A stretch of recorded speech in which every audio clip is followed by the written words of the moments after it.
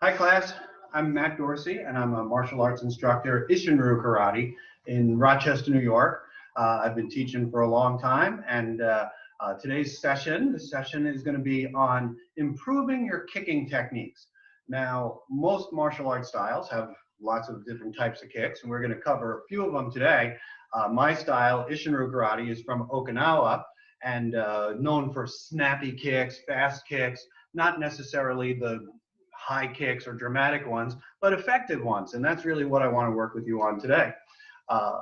When we start today, I want you to make sure you're warmed up, that your muscles are stretched out a little bit. We're not going to spend the time doing it, but it's not good to kick so fast or strong if you're not warmed up. So make sure you're well warmed up, or at least do the exercises slowly so you don't hurt yourself or pull any muscles.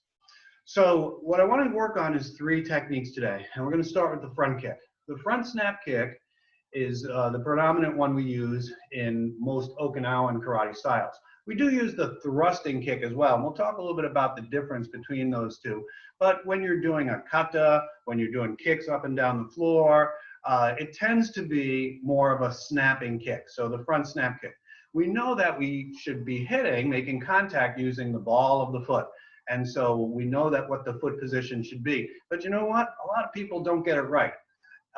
Even experienced black belts sometimes do a kick where their foot is twisted up instead of pulled back properly with the ball of the foot. So one of the ways I work with my students is by sitting on the floor and getting that foot position right. It might seem simple, but it's important to get that foot position right. So I'm going to angle the camera a little bit so you can see me as I'm sitting down on the floor. We'll see if we can get a good view of that foot position. All right, so I'm down on the floor here, and I'm just going to have one leg so you can see it, and stick it right out here. Now, this flexed back position would be great for kicking with the heel, or a back kick maybe, or a stomp kick, something like that. But for a front kick, we really want to be this way with the toes extended, but the foot straight down all the way till you get to the toes. That's where you want to get the ball of the foot extended out. Now, to practice this, if you sit and you point your toes down all the way like this, so your whole foot is straight all the way down, from the hip all the way down to the tip of the toes. Now, the only thing you pull back is your toes. Now, for you experienced martial artists, you probably remember the first time you tried to do that, you couldn't get it right, you pulled your whole foot back. Well, that's using the ankle. Let's not use the ankle. The ankle doesn't move on this. It's the ball of the foot. So that's the part that makes contact. Now, we will use the ankle a little bit later, but we want to make sure that we can get to this end position. When you're making contact on a bag or breaking a board or even sparring, you want to use the ball of the foot, so that you're hitting with a strong but small area. So even just sitting here, toes down, toes up, toes down, toes up, and paying attention that you're not doing this, that you're not rolling your ankle back. So in class, I'll have the students do it with both legs. Toes down, toes up, toes down, toes up. And just learning how to flex them, training your muscles and your nervous system to just pull up those toes, that takes a little practice. Again, no ankles. You can see the difference there, just the toes. Then maybe toes down on one foot, toes up on the other, just to get some coordination and to build up those nervous connections, the nerves connections, so that we can get our feet and toes to do what we want them to do. So that's the ball of the foot. So when we hit a target, we should be hitting with the ball of the foot extended.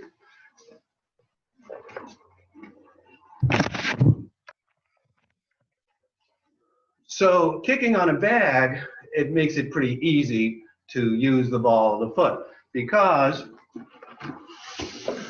you can see exactly that the ball of foot is extended out there. So my heel's not touching. You don't want the heel flat on the bag. You want the heel away and the toes hitting it like this. That should be the position when your foot is making contact on the bag. So if you do it the other way, if the ankle is pulled up, you end up getting this, a scraping type of hit. And we've all done that before. In sparring, it's painful because if you do that scraping up motion against somebody who's got a guard, where does your foot hit? Yeah, it hits the elbow. And that can be pretty painful. So pushing the kick in is really our emphasis in using the ball of the foot. So it shouldn't be an upward movement, it should be an inward movement. I often think that a front kick should be thought of as a punch with your foot. Just like how a punch goes in straight, a front kick should go in straight. It shouldn't be rising up. Now it is coming from a lower area to go to a higher area, so there's a bit of a rise to it, but here's some ways to help with that so that your power goes straight in. First thing is when you chamber your kick, if we chamber it with our knee up straight this way, now just by hinging, let me grab a chair so I can stand here with balance, just by hinging at the knee, and if you kick forward, it's only going to be a circular motion to get there. So that's going to still have an upward element to it. It's not really inward. It's still kind of scraping up. If your knee comes up higher and then your foot goes in, well, that's more of a thrusting type of front kicks, and it does have an element of thrust to it, but you can get the snap as well. But what I like to teach is that at the beginning of the kick, instead of just raising the knee and your foot is still hanging out here, is the first part of the motion should be heel coming up to your butt as the knee is coming forward. So you're doing this.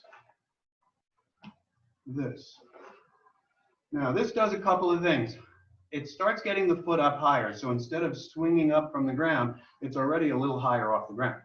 Secondly, by bending your knee in this way, it compresses it.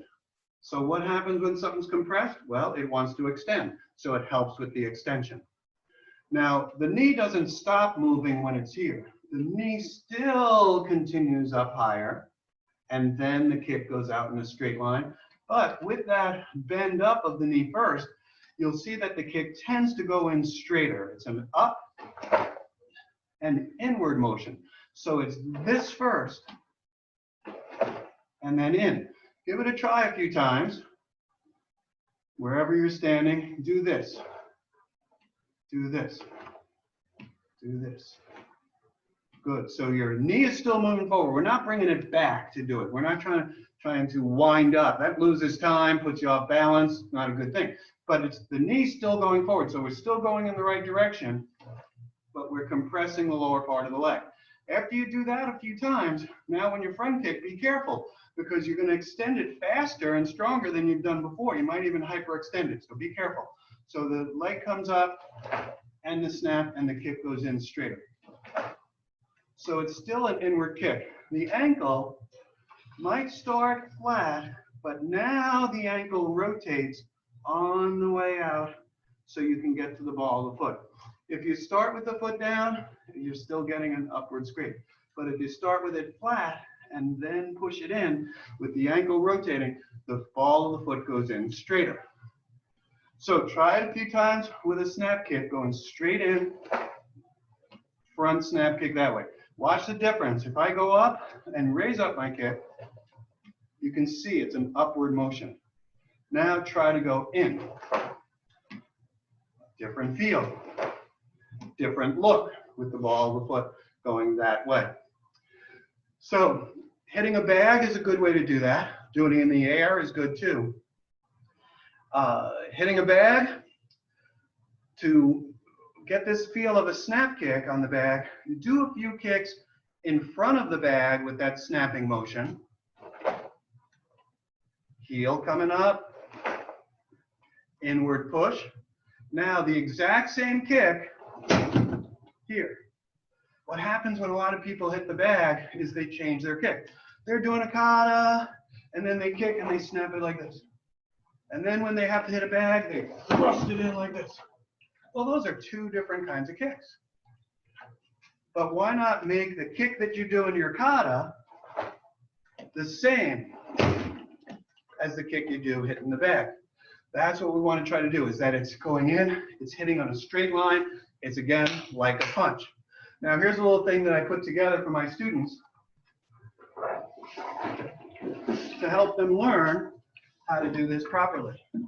So I cut up a noodle and I made a square and tied it around the bag with a rope, so that now when I kick the bag, I have to go in a straight line. Because if I don't, I'm going to hit on one side or the top or bottom of the bag, of the noodles. So I kick, and I can go straight into the middle.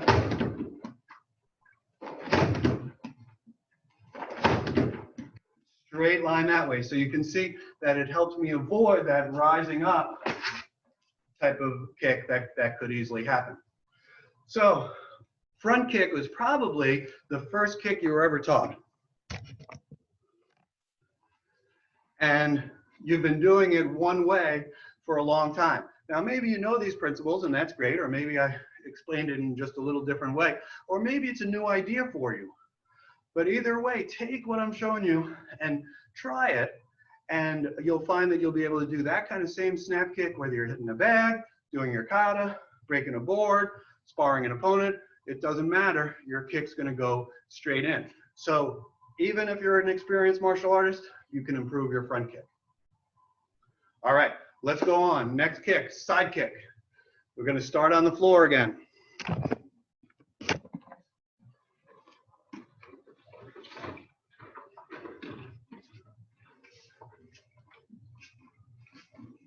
All right, and this time I'm going to face towards you. And we know that for a side kick, you should chamber the leg in. So remember, it's using the knee to push straight out. So you can join me by sitting on the floor, bend your knee up and into your chest, and then push it out on a straight line. Into the chest, out on a straight line. And your foot's in the blade position with your heel extended and your foot on an angle. From the side, your knee comes up to the front of the chest. Don't pull it back. That's a different kick, which we'll get to.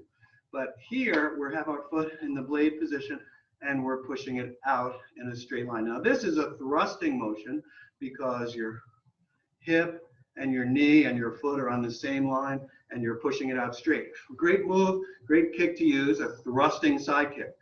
In Okinawan karate, we also use a snapping side kick, and that's where your foot starts at your other knee and angles out with a rotation of the hip and a twist of the knee and the foot so that it snaps out in that motion. But either way, it's still going inward. Try to avoid a swinging up type of motion, but get that forward pushing in motion. That's what we're looking for. The contact point, if you're breaking a board, should be on the edge of the heel. We often say hit with the blade of your foot. Well, that's good, but we don't want to hit with the blade up near the toes. We don't want to hit with that edge. We want it to be further down at the heel. So it's the smallest area that you can use to deliver that power into a small point. That gives you the most force for breaking boards. It's very effective for sparring and self-defense as well. So practicing your side kick in a standing position, again, helpful to have a chair.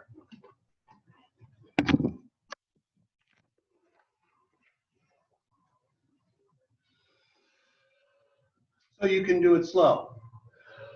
For the thrusting side kick, you bring your knee up and your foot and knee pulled in and tight chamber this way. Then push it out on a straight line. Your hips already turned over. It's in a thrust position. Your standing foot is pivoted away from the direction of the kick. Up, turn the hip, push out, straight line using your heel. So driving it in with a thrusting kick, great move to do, and practicing on the chair, but by doing them slow, you'll develop more strength and good form. Hitting a bag, you get that chamber position, thrust it in a straight line, pull it back, be in balance, give it a good hit, and be chambered and ready to go. If you want to do the snapping kick, if your style calls for a snapping kick, or you want a kick that doesn't commit as much as a thrusting kick does, then that's where the snapping kick comes in. So the foot is here towards your other knee. Now, the hip will turn and push in, and the foot hinges at the knee, that lower leg hinges to go out in that kind of an action. So it's still a turn of the hips, maybe not quite as much of a pivot on the standing foot, but the kick still goes out straight and pulls back in. It does start from here, but as it's going out, it raises up, and then it pushes in at the last part of the kick. So a snapping kick can still be a good, strong kick going in a straight line.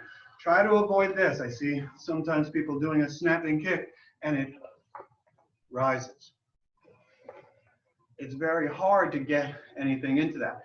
Now, all kicks take some flexibility. So, of course, continue to work on your flexibility. But if the flexibility isn't enough to do a good kick up high, it's better to do a good kick low than to do a poor kick high.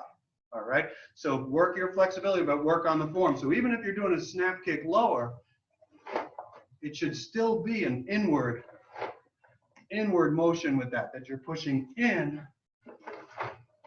at the target, and that it's not swinging around in a circle.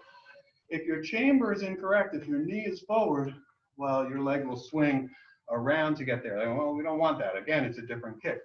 But if your chamber is this way, heel, hip, target in a straight line, now you've got it. Snapping kick starts from here, but still has that same straight line motion into the target and back. So I think side kick's one of the hardest kicks to do, and it probably will take the most practice on your part to improve it. All right, we're going to move on. Next one, roundhouse kick.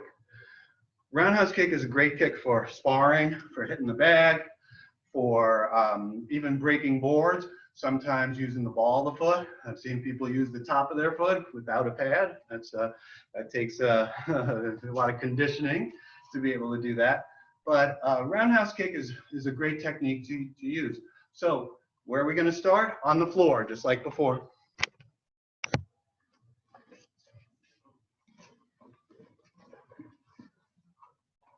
And I chamber my knee up. Now my knee is pointed straight forward. On a side kick, it was in. On a round kick, it's open. And my foot is back, so that now the kick hinges in this way. It goes in just like this kind of motion. Good. If you start your knee back a little further, you're getting a good stretch, and you can move your knee in with the kick too. So you're stretching and strengthening at the same time. From the side, knee pulled back. Not that inward position that we did for the side kick, but back so that your kick can go out like this. That's the movement for the roundhouse kick. Okay?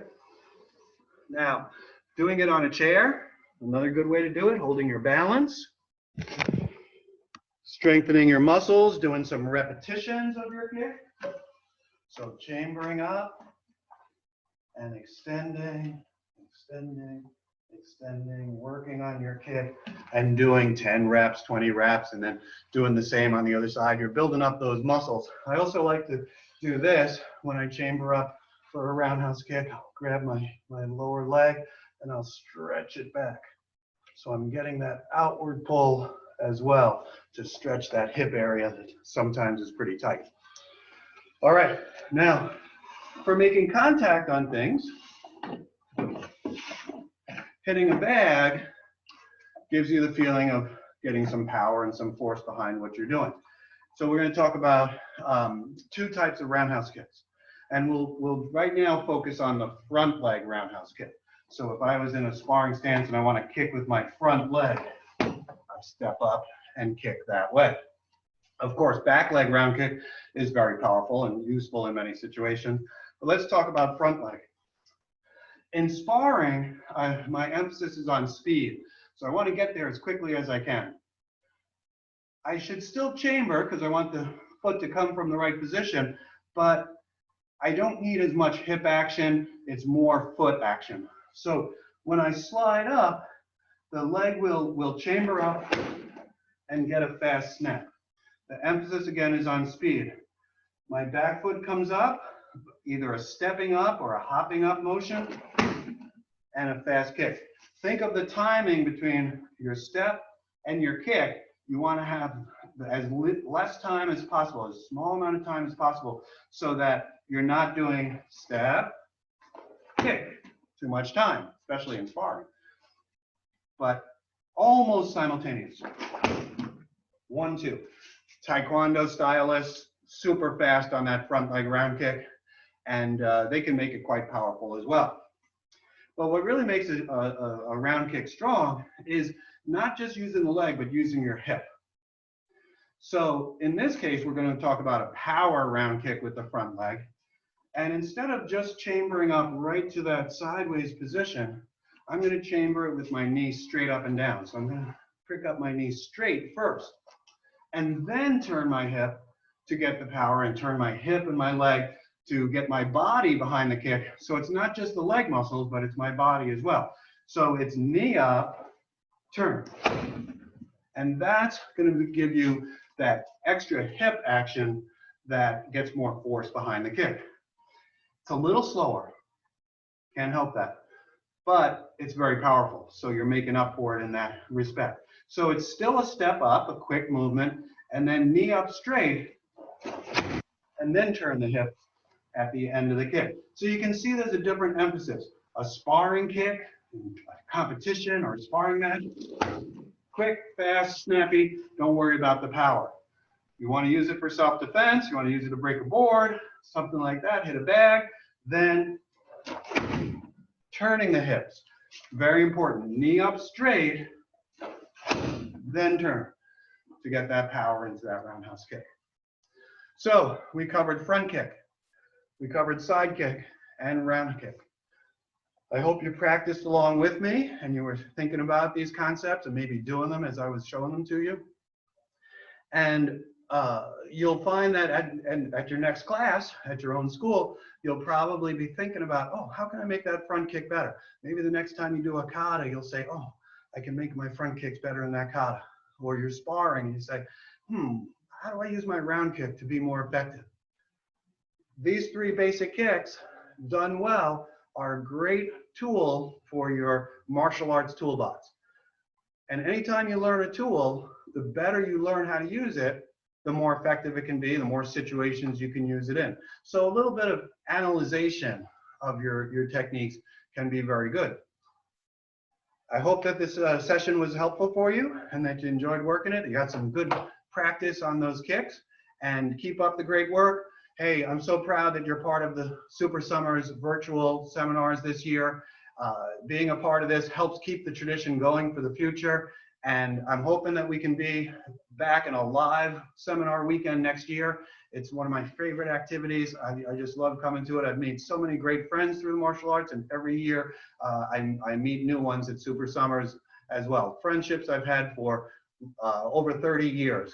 So I hope that if you're an alumni of the Super Summers, that you had a great seminar weekend today or this weekend with the seminars you're taking. And if you're new to Super Summers, welcome. And I hope that next time we get to meet in person. All right, thank you very much. Have a great rest of the day.